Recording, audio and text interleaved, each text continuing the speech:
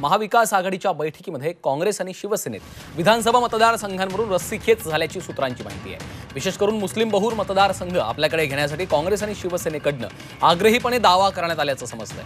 मुंबईतल्या मुस्लिम बहुल विधानसभा मतदारसंघ आपल्याला मिळावेत यासाठी ठाकरे पक्ष आग्रही असल्याचं सूत्रांनी सांगितलेलं आहे। लोकसभा निवडणुकीत मुस्लिम समाजानं भरभरून मतं दिल्याचा दावा यासाठी ठाकरे पक्षाकडनं करण्यात आल्याचं देखील समजतंय। तर लोकसभेत काँग्रेसमुळे महाविकास आघाडीला मुस्लिम मतं मिळाली अशी भूमिका यावेळी काँग्रेसने मांडल्याचं सूत्रांनी सांगितलं।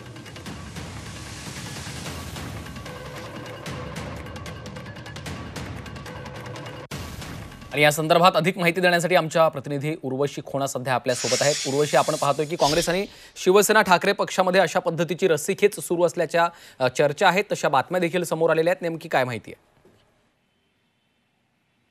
एकदाच नव्हे तर अनेकदा आपण बघितलं की कोणत्या प्रकाराने खूप अशा सीट्स आहेत, खास करून मुंबई भागात जिथे ज्या कॉन्स्टिट्युएन्सीज मध्ये मुस्लिम बहुल आहेत तिथे शिवसेना आणि काँग्रेस ह्या दोघांमध्ये एक तानातानी चालू आहे।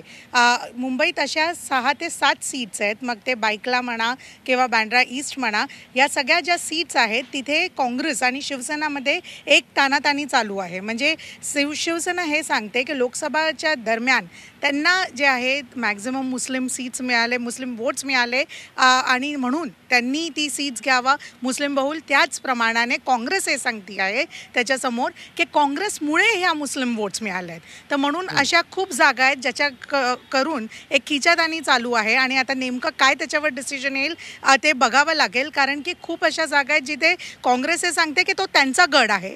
तसंच मुंबईत शिवसेना ही अपर हँड आहे, शिवसेनाचा हा गड आहे असं म्हणून उद्धव ठाकरे यांच्याकडूनची जी शिवसेना आहे त्यांचं हे मान्य आहे। म्हणून महाविकास आघाडीमध्ये खास करून काँग्रेस आणि शिवसेना यांच्यामध्ये मुस्लिम बहुलला घेऊन हा एक मोठी अशी तानातानी चालू आहे असं समजून येते। निश्चितच, त्यामुळे आता चर्चेनंतर यावर काही तोडगा निघतो का, कशा पद्धतीने हे जागा वाटप होतं हे पाहणं महत्त्वाचं आहे। धन्यवाद या सविस्तर माहितीसाठी।